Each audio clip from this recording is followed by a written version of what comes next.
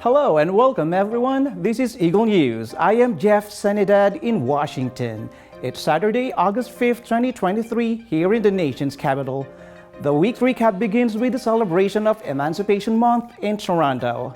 Throughout August, the most populous city in Canada holds Black freedom activities including the Underground Freedom Train Ride, Black Liberation Flag raising, music, and poetry. Chantel Santos has that story. August is recognized as Emancipation Month in the city of Toronto, celebrating the rich contributions made by the peoples of African descent to the city and country. The Slavery Abolition Act of 1833 came into effect on August 1, 1834, emancipating more than 800,000 enslaved Africans in the British Empire, including Canada. One of the many events to commemorate Emancipation Month is the Underground Freedom Train Ride held on July 31st, in collaboration with the Toronto Transit Commission. The Freedom Train runs from University Line to Sheppard West Station. A special event will be at the end of this non-stop ride, which includes singing, poetry readings, drumming, and a reflection of the dangerous journey that former enslaved people had to face to reach their freedom. The Black Liberation Flag will be raised at City Hall and other civic centers across the city. The Toronto sign will also be illuminated in the Pan-African colors of red, black, and green. More activities will be held across the city throughout the month to support the community and confront anti-Black racism. Chantal Santos, Toronto, Ontario, Eagle News. We live in extraordinary times. In other news, did you know that 5.6 billion people, or 71% of the world's population, are now protected by at least one best practice measure against deadly tobacco? This according to a new World Health Organization report. Rosel Feria tells us more.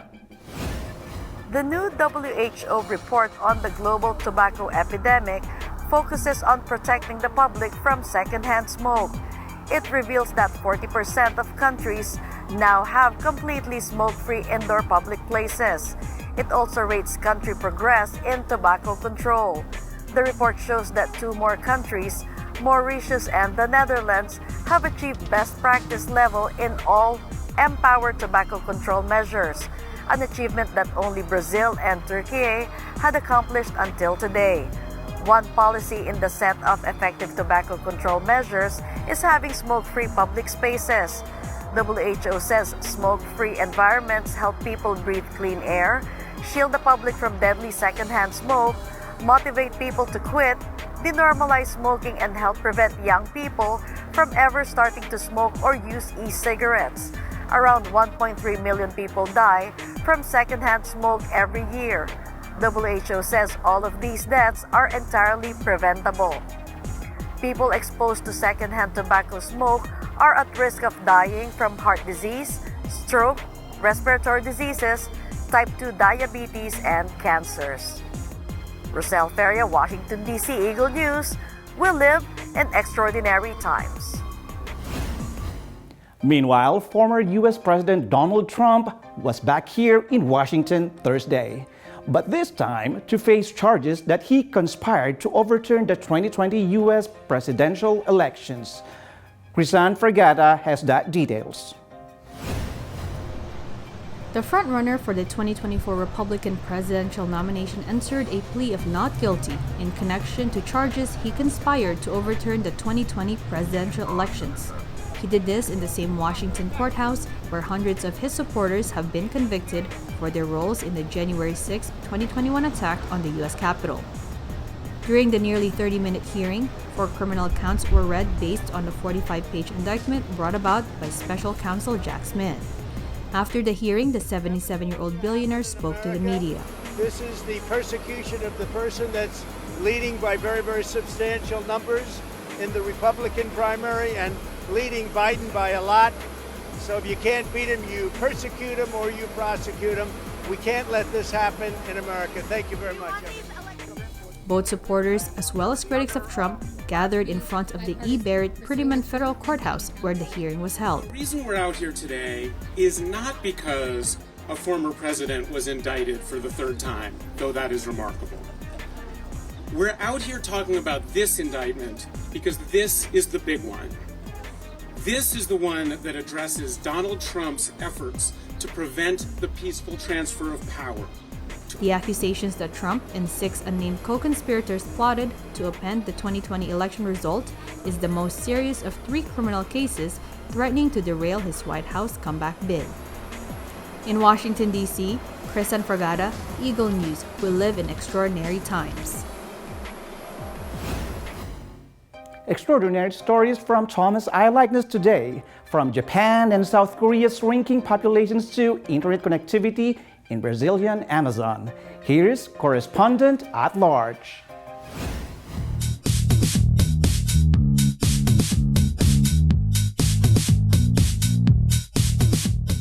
And now news and commentary from around the globe. Japan has a population problem.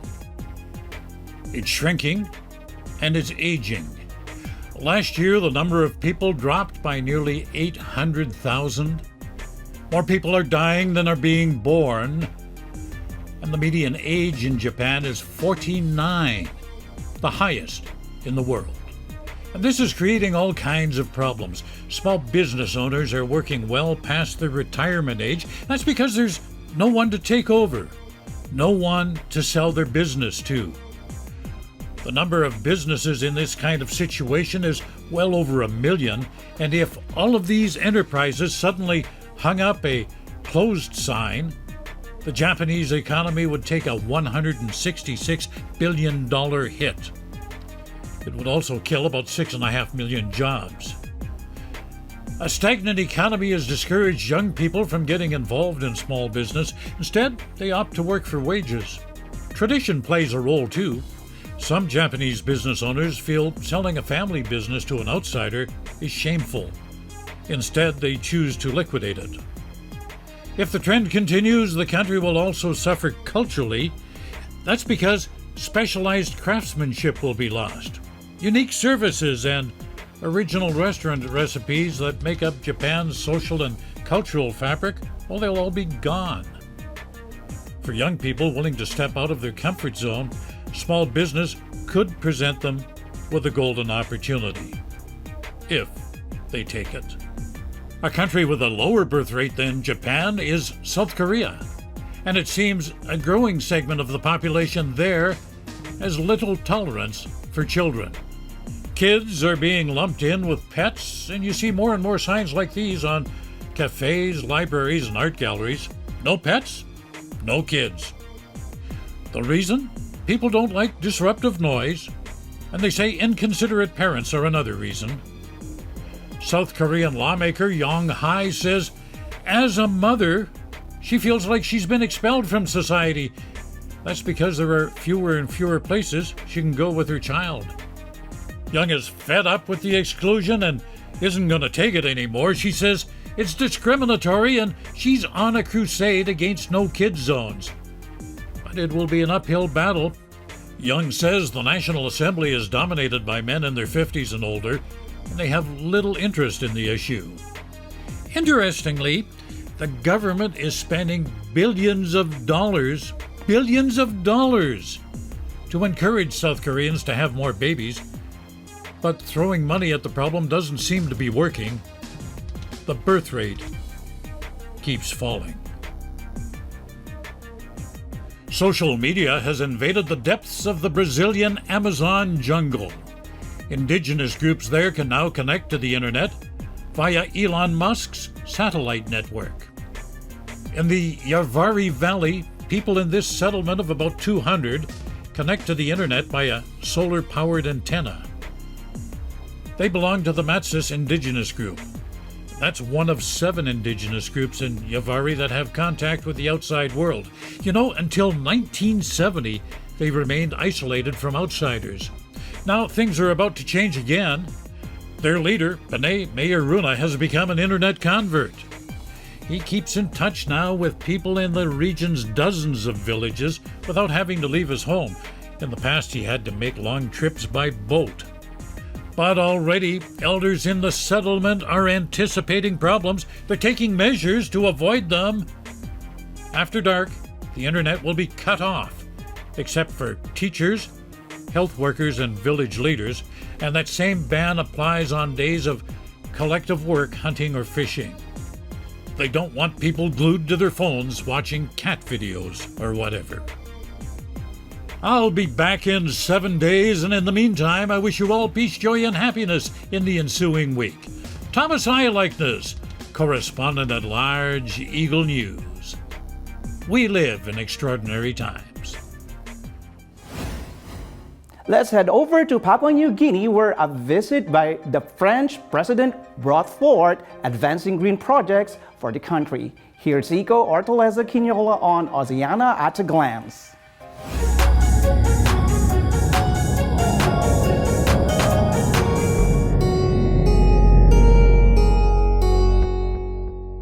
French President Emmanuel Macron is the first president to visit Pacific Islands nations outside of the French territory. As an advocate of global rainforest conservation, Macron's first stop is a walk with Prime Minister James Marape at the Varirata National Park.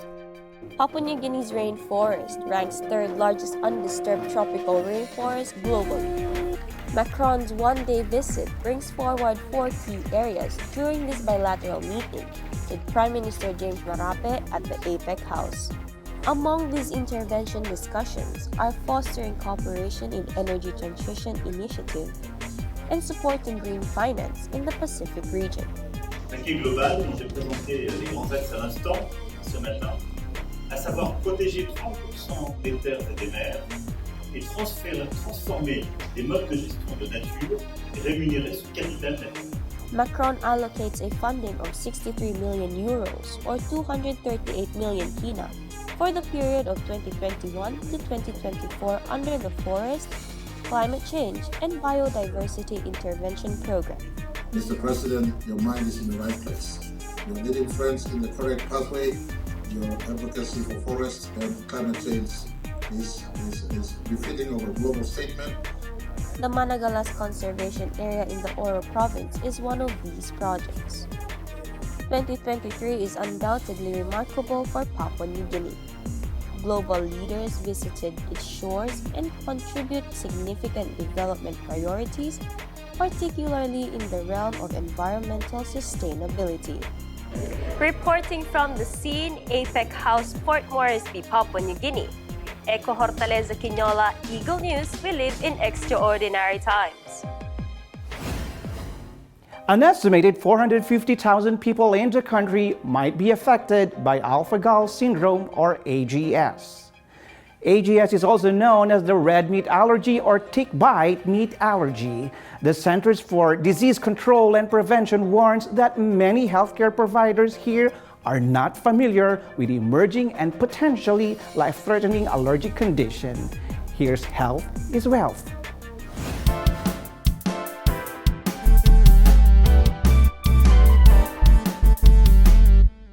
Alpha-gal syndrome is a serious allergic condition some people experience after they consume food or products containing alpha-gal. Evidence suggests that AGS is primarily associated with a bite of a Lone Star tick here in the U.S. Other kinds of ticks, however, have not been ruled out. More people who tested positive for AGS are from localities in the southern, midwestern, and mid-Atlantic regions of the U.S. CDC reports that between 2010 and 2022, there are more than 110,000 suspected cases of AGS. But because AGS diagnosis requires a positive diagnostic test and a clinical exam, and some individuals with the condition may not get tested, CDC estimates that as many as 450,000 people might have been already affected by AGS here in the country.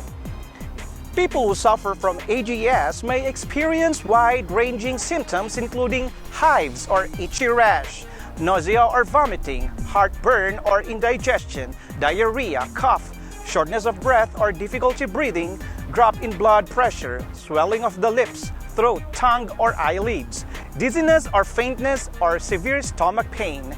These commonly appear 2 to 6 hours after consuming food or other exposure to products containing alpha-gal. iconic Joshua trees have been torched by the massive wildfire burning in the Mojave National Preserve in California. Conditions may make it harder for firefighters to control the blaze, which as of this report has been 63% contained. Macy Membrere has more on Down to Earth.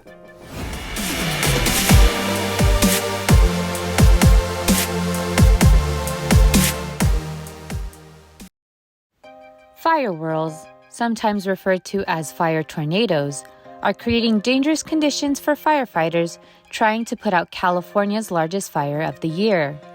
The fire, dubbed the York Fire, has been burning since July 28th. According to the National Park Service, as of Tuesday, it has consumed more than 80,000 acres or more than 32,000 hectares.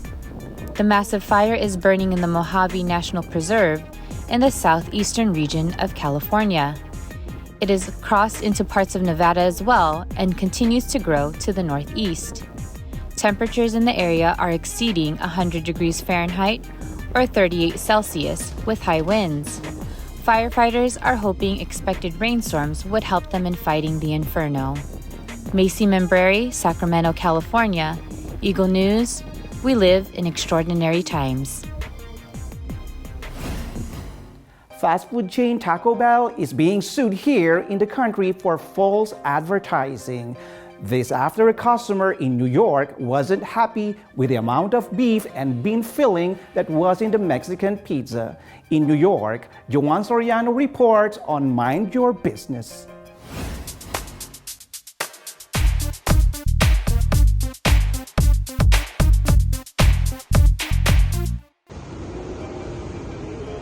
In September, Frank Siragusa paid $5.49 for a Mexican pizza from Taco Bell. He is now suing the fast food chain for unfair and deceptive trade practices. Siragusa says what he got was half the beef and bean filling, supposedly shown on the chain's advertisements. The Mexican pizza offers seasoned beef and refried beans between two pizza shells with sauce, cheese, and tomatoes on top, with add-ons including guacamole and chicken. Siragusa filed the suit on behalf of himself and other customers who were left similarly disappointed with items. This includes the chain's popular Crunch Wraps. The lawsuit claims that Taco Bell's actions are especially concerning now that inflation, food, and meat prices are very high. It says many consumers, especially lower-income ones, are struggling financially. Joanne Soriano, New York, New York, Eagle News. We live in extraordinary times. Let's head back to Papua New Guinea, where runners from across the globe raced during the capital city's first amazing international marathon. Here's Eco on this week's EBC Sports International.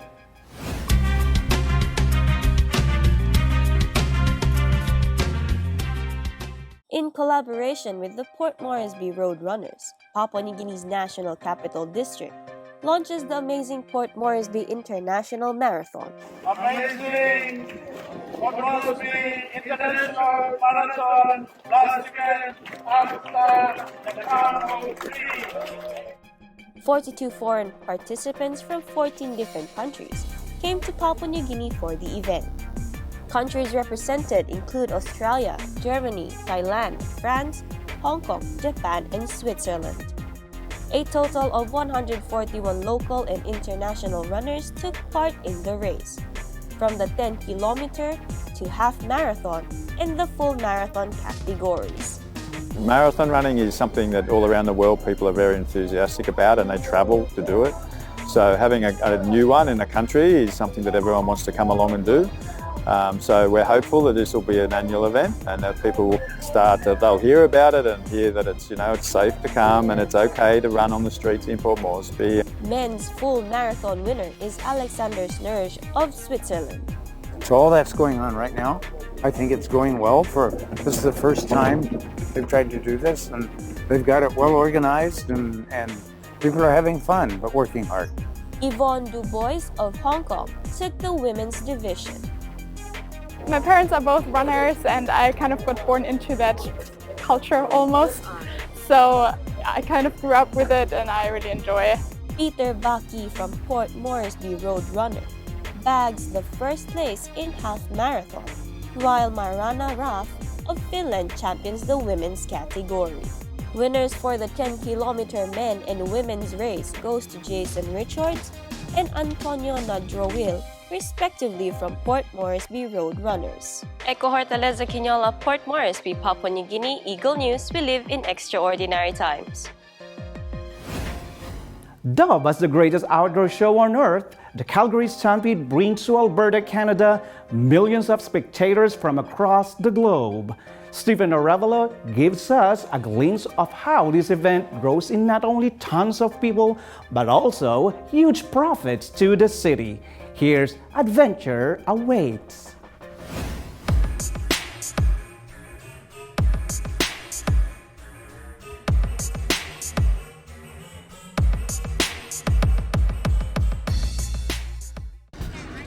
What do you think about when you hear these words? Nashville North, Midway, Rodeo, pancake breakfast, cowboy hats and boots, and fireworks. Yes, you heard that right. The greatest outdoor show on earth is back in Calgary, Alberta, known as one of the highlights of summer for Calgarians.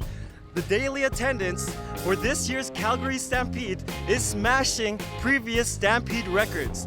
Follow me as we head on down to the grounds and check out all the crazy food and events and activities. Let's go! This 10-day event in the month of July is jam-packed with entertainment including concerts, showcases, and attractions.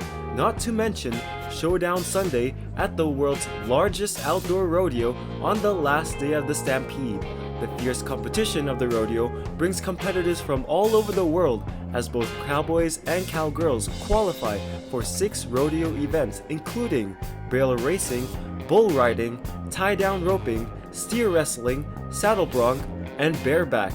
Luckily, we were able to capture some of the action at the GMC Stadium that was packed to the brim. So exciting! Of course, let's not forget about the Midway that consists of rides, games, and food. Rides like the Super Wheel take you 150 feet above the Midway, and the WestJet Sky Ride that goes from one end of the grounds to the other are exceptionally popular, but be prepared for the longer wait times. We even got a chance to try our luck with the Midway Games, smashing some plates and having fun while we're at it. Let's not forget about all the crazy, wild food options that the Midway food has to offer at the Stampede. Most notable one that we couldn't resist trying was the ketchup and mustard ice cream.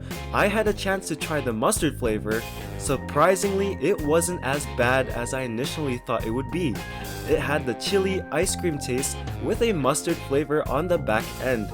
Definitely an experience to remember. Saving the best for last is the spectacular fireworks that light the sky every night of the Stampede. Truly a sight to see both on the grounds and from the air. Such an amazing time here at the Calgary Stampede, but I suggest you come check it out yourself if you get the chance to come here during the month of July. These are just some of the food, events, and activities shown that happen here on the grounds. There's so much more to experience here at the greatest outdoor show on earth. I am Stephen Andrew Revelo, Calgary, Canada, Eagle News. We live in extraordinary times. Dessert time with Aika Ira. Today, she will share with us the sweet recipe for banana foster. So put on your aprons and let's go behind the counter. Hey, I'm Aika and welcome back to Behind the Counter, where we see easy and tasty meals be brought to life.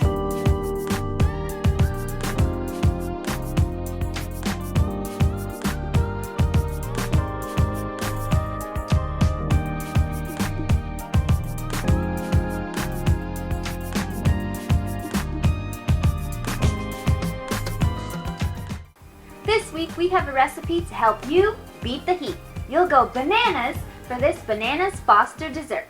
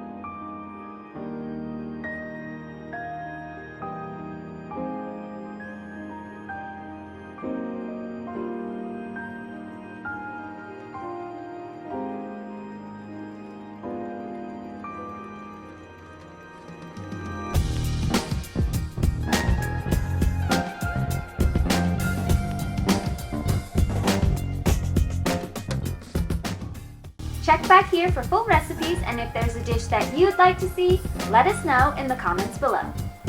Catch us on EagleNewsLive.com, on our Eagle News YouTube channel, and our Facebook page. Check back next time when we go Behind the Counter. Before we let you go, here is our photo of the week.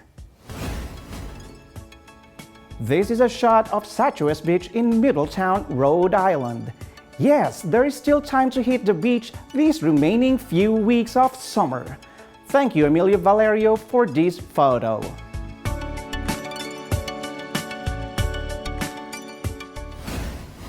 Thank you all for joining us again. If there are stories or topics you want us to share with you, just comment below.